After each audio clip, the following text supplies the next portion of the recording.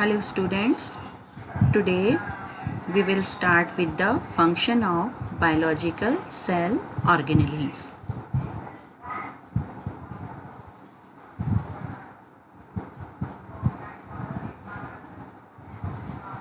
Students, in the earlier lecture we studied what is the definition of cell. Cell is the basic structural and functional unit of life, the smallest units that display the characteristic of life, and then we studied general subdivisions of a cell. Cell can be subdivided into plasma membrane, nucleus and cytoplasm. Now we come to the next topic, plasma membrane. Plasma membrane is made up of phospholipid bilayer with proteins embedded in and attached to the inner and outer surfaces, and Singer and Nicholson gave the fluid mosaic model of plasma membrane. He proposed this model to explain the interaction of membrane proteins with bilayer lipids, and he gave rise the concept of the two-dimensional plasma membrane theory. It consists of hydrophilic portion of polypeptides in phospholipid bilayer and which indicate the movement of both lipids and proteins in the membrane. This is the fluid mosaic model of plasma membrane, which shows the plasma membrane as a fluid composition of phospholipids and cholesterol and proteins. Carbohydrates attached to the lipids are the glycolipids, and to the proteins, glycoproteins, extend from the outward facing surface of the membrane. Now, what are the function of plasma membrane? First function of plasma membrane is to act as a selectively permeable barrier. It controls what enters and leaves the cell.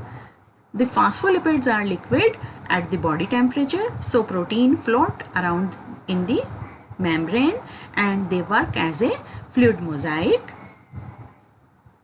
Then the next function is, its main responsibility is to ensure that the composition of extracellular fluid is not the same as the composition of the intracellular fluid.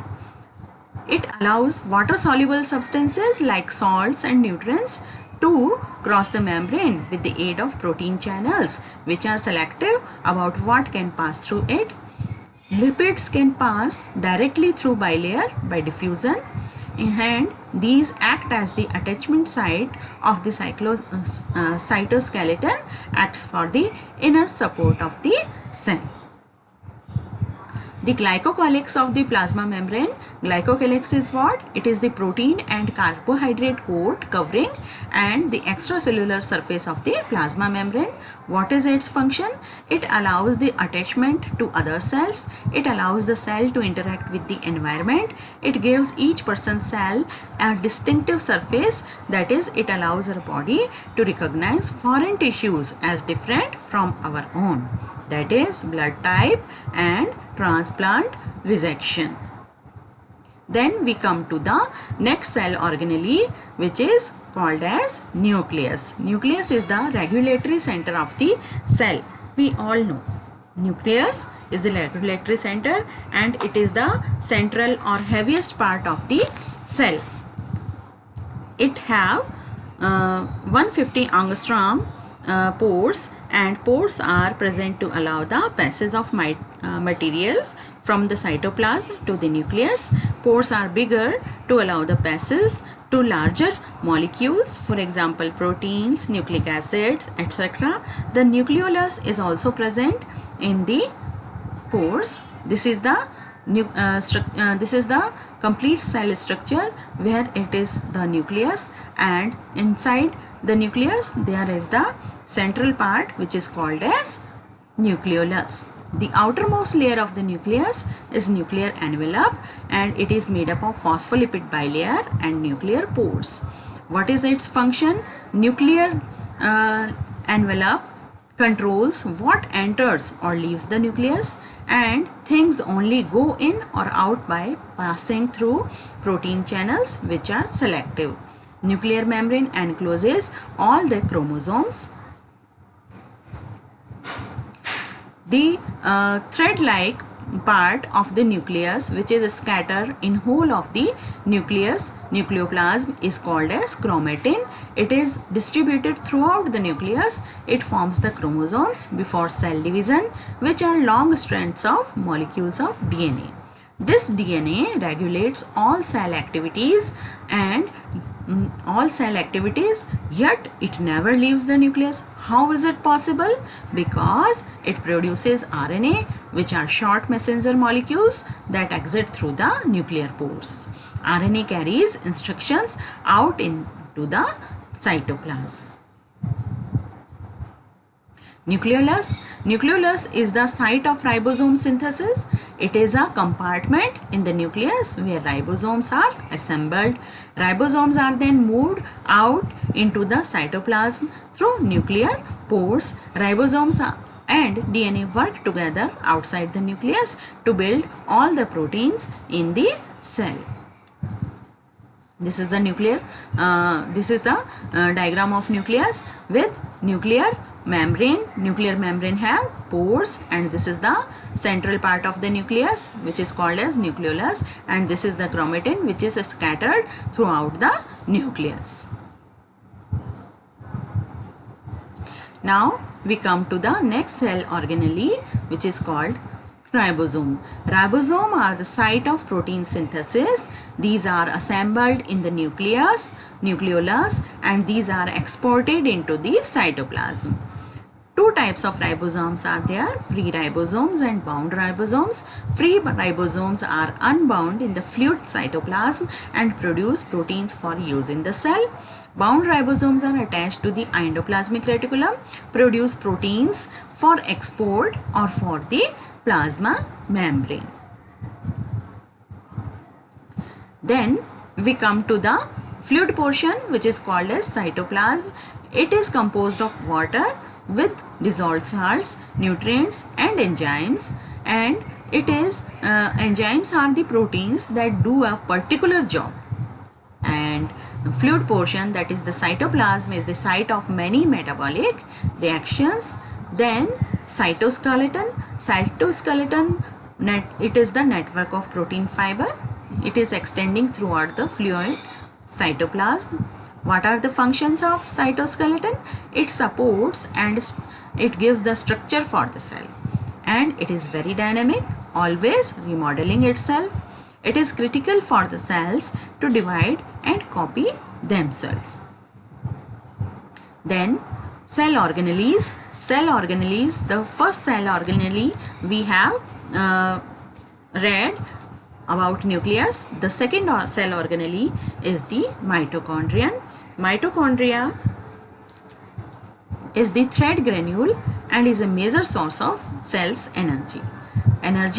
What is the function of mitochondria? The energy is taken from the sugar. Mitochondria takes energy from sugar molecule, and then this energy is stored in a molecule called ATP, which is called as adenosine triphosphate. Then it requires oxygen to make this exchange, and it is contained within the double membrane. This is the structure of mitochondria. Then in the cytomembrane system, this is the system of tubes and the chambers formed by membranes. It is extensively distributed throughout the fluid cytoplasm, involved in the synthesis, modification, processing and packaging of cellular lipids of proteins. It is the function of these cell organelles. Then we come to endoplasmic reticulum. Endoplasmic reticulum is the within cytoplasm network. That is, the network of cytoplasm is called as endoplasmic reticulum. It is a system of tubes and sacs formed by membrane in the enclosed space. Two types of endoplasmic reticulum are there: rough endoplasmic reticulum and smooth endoplasmic reticulum. What is the function of rough endoplasmic reticulum? It is bound with ribosomes, so it modifies proteins and produced by the ribosomes. The smooth endoplasmic reticulum, its function is what? It is without bound ribosomes, so it doesn't modify proteins. It functions in a lipid synthesis, drug detoxification and carbohydrate metabolism.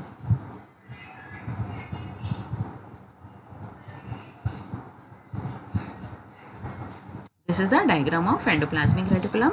This is the rough endoplasmic reticulum with bound ribosomes. This is the smooth endoplasmic reticulum without ribosomes, and it acts in the protein synthesis. And this is the endoplasmic reticulum's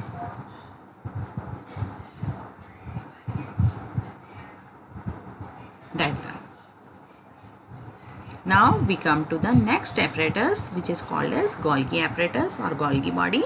It is made up of a series of flattened sacs formed by membranes, functions in final protein processing prior to use by the cell.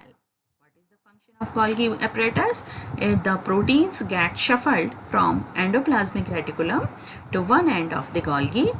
In each sac, different modifications are made to protein, and protein gets individually tailored. Then protein gets spotted, sorted and shipped off to their destination, like the post office of the cell. This is the structure of Golgi body. Flattened tubules like and sacs like the structure, and these are the transphase, cisphase and lumen and incoming transport vesicles. Vesicles are what? These are the small membrane bound structures that transport proteins and lipids around the cell. These are the little porters that shuttle their contents from one organelle to another. When they contact appropriate organelle, they fuse with its outer membrane and dump their content inside. Same for plasma membrane, allowing the export of materials from the cell, which is called as exocytosis. This is the vesicles which are coming from the endoplasmic reticulum, and these are doing the different works. These are the main. These are the products of the Golgi apparatus and plasma membrane. Now we come to the next point, lysosomes.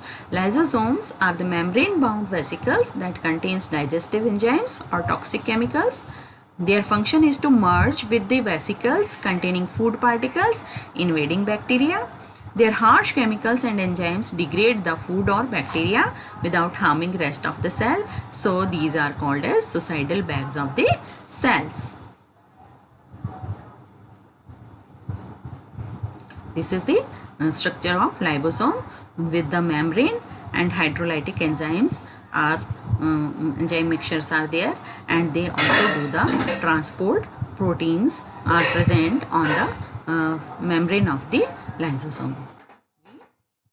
Conclude our lecture, this lecture here. Thank you.